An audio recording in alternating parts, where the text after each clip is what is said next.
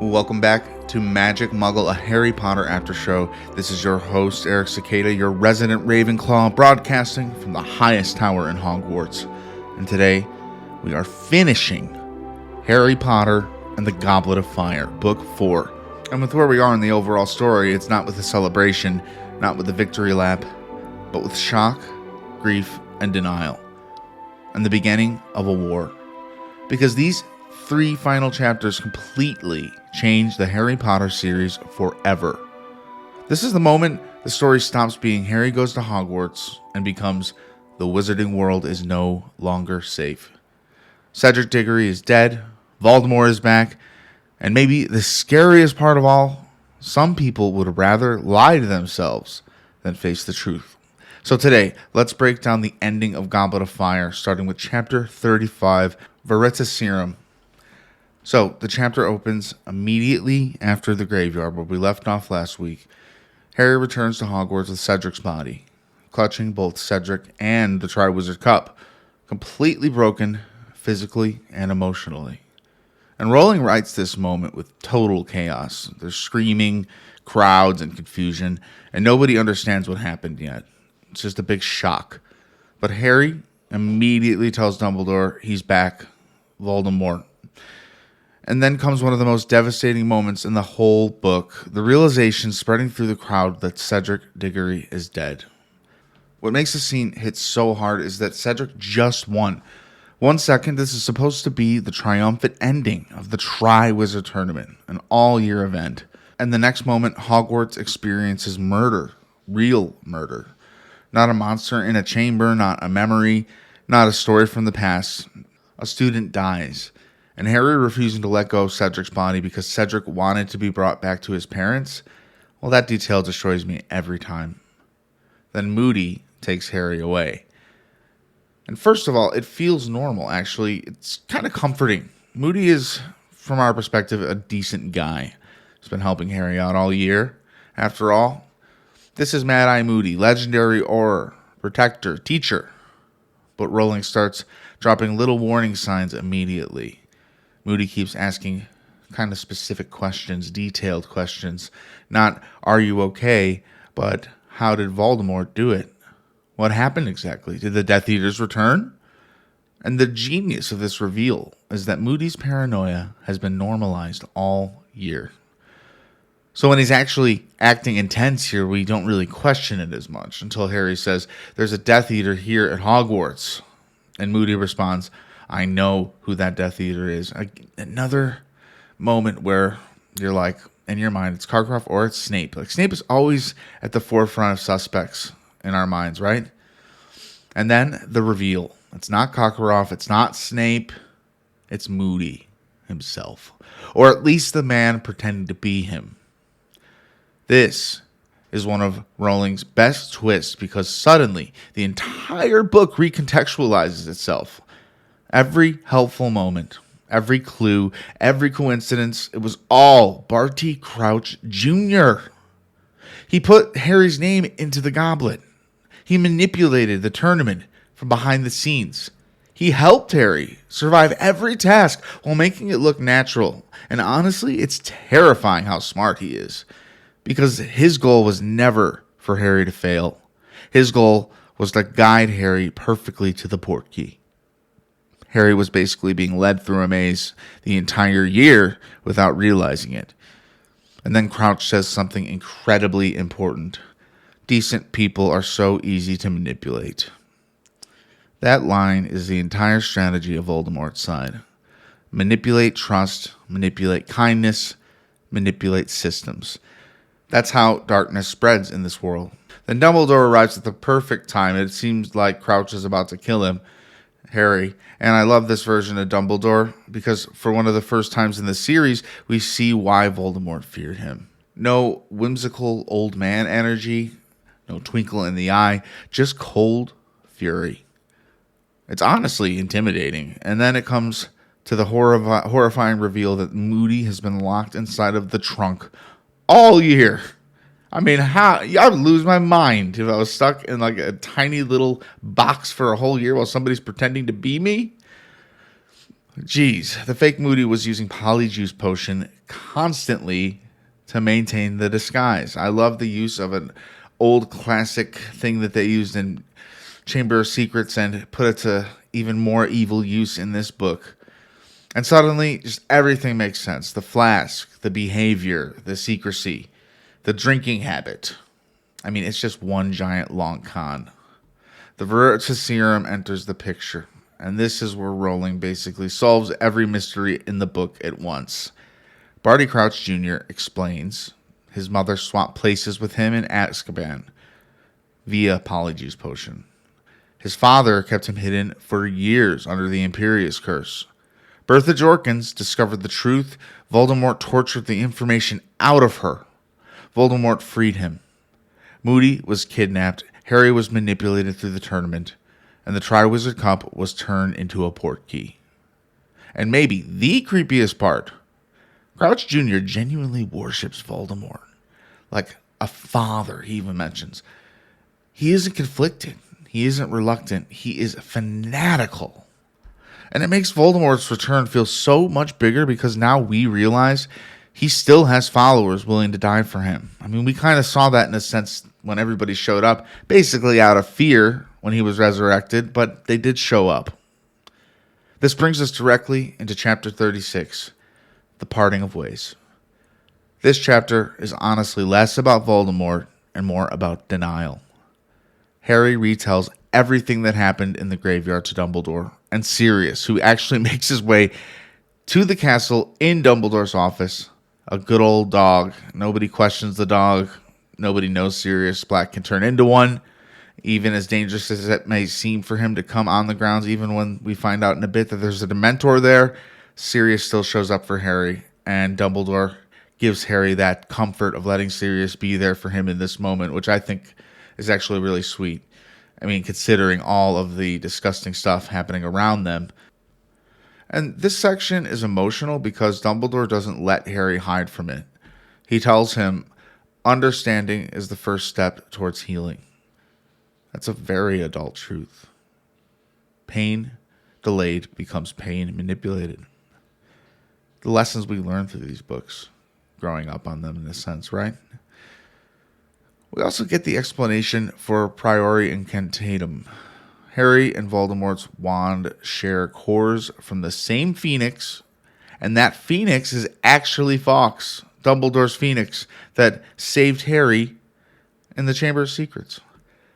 This caused Voldemort's wand to regurgitate echoes of his victims, Cedra, Bertha Jorkins, Harry's parents. And I love that Rowling doesn't cheapen the death here. Dumbledore makes it clear they weren't resurrected, they were echoes, shadows. But emotionally, to Harry, that moment was real enough. That was real enough for me too. They were literally his parents telling him in the present that he was going to help them. There's something very deep and just analytical. You can go in and think about that and nitpick it apart for like hours. But then we get the actual turning point of the entire series. Dumbledore versus Cornelius Fudge. Fudge kind of takes off his mask finally. We get to see who he really is. And wow, this scene aged unbelievably well. Because Fudge represents something very human. The refusal to accept uncomfortable truth.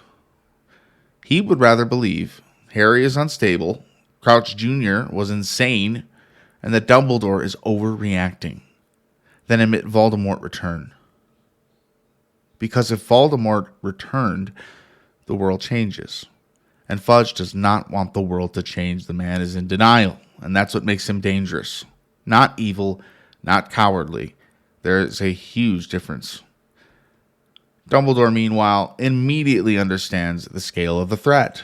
He starts talking strategy instantly. The Dementors, making sure they're on our side. The Giants, making sure they're on our side. Rebuilding alliances. Gathering trusted people at the very moment that it happened. This is basically the birth of the Resistance. The beginning of the Second Wizarding War. And then Snape reveals the dark mark on his arm.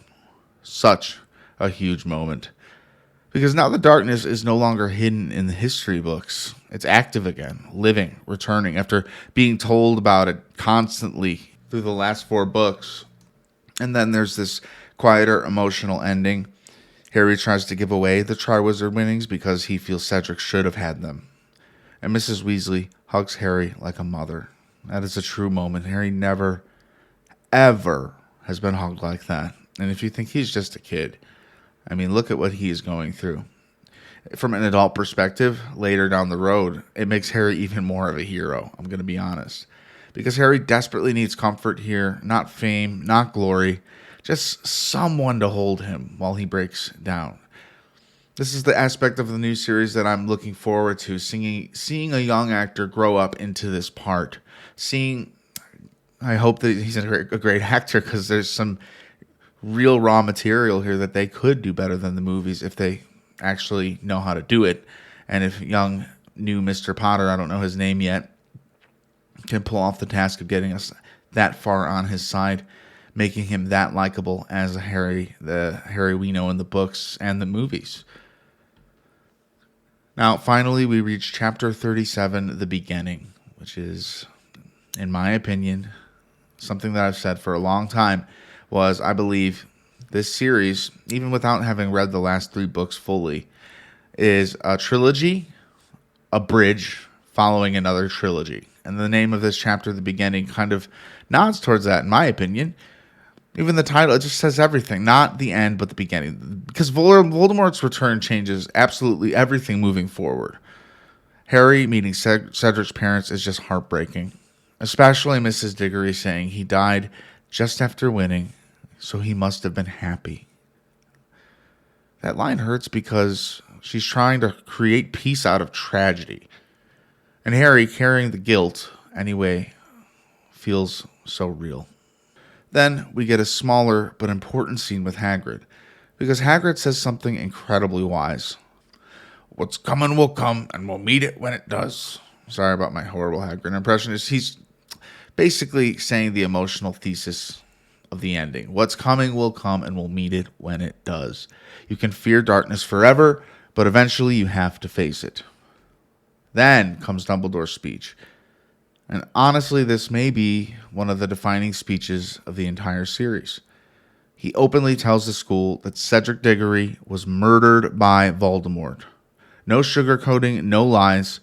And this line, remember Cedric Diggory. That becomes bigger than Cedric himself. It becomes a warning. Remember what happens when evil is ignored. Remember the cost of division.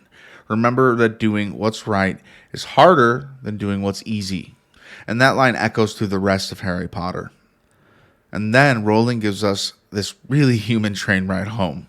Hermione trapping Rita Skeeter as a beetle animagus is honestly hilarious after everything we just experienced. And she can get in trouble for being an unregistered animagus, so she's at the will of Hermione, even if Hermione does let her go.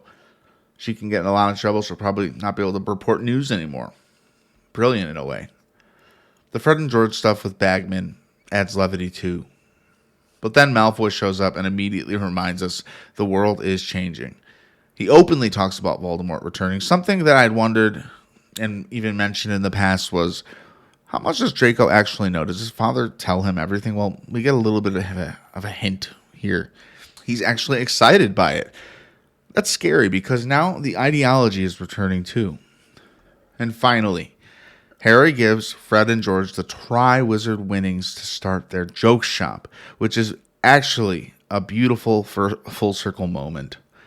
Cedric's death showed Harry darkness, but this choice shows Harry refusing to let the darkness take joy away from people. That's special. Fred and George represent laughter, light, rebellion through happiness, and Harry understands the world is going to need that badly. And that is the ending of Harry Potter and the Goblet of Fire. The childhood era of Harry Potter is over. Voldemort has returned. The Ministry is already in denial, and the Wizarding world is beginning to split apart. From this point forward, the series becomes less about magic school adventures and more about truth, fear, propaganda, grief, and resistance. This is where Harry Potter grows up. And honestly, it's one of the boldest tonal shifts in the fantasy storytelling as a whole. Thank you guys so much for listening to this season of Magic Muggle. Next week, we will be covering Harry Potter and the Goblet of Fire, the movie, comparing it, contrasting it, what we loved, what it missed, what they can do better in the series. I always love ending our seasons like this. I got some great ideas for the podcast cover art changing for the Order of the Phoenix, which will start 2 episodes from now, and wow, we're going through it. I still don't know any. I could do the math, but I just don't have any idea exactly where we'll be when the series comes out. And I have a few plans of how I'm going to format that, but they'll just be individual episodes covering the series as it airs. And if they put it all up at once, we're going to have a fun Christmas. Make a little plan together, maybe an episode a day or every other day about the series and not rushing through it and whatnot. As I said, we love having you here. And if you love the show, give us a rating and a thumbs up and a review. It means the world. And also, we have a Discord server. It's in the description of this episode.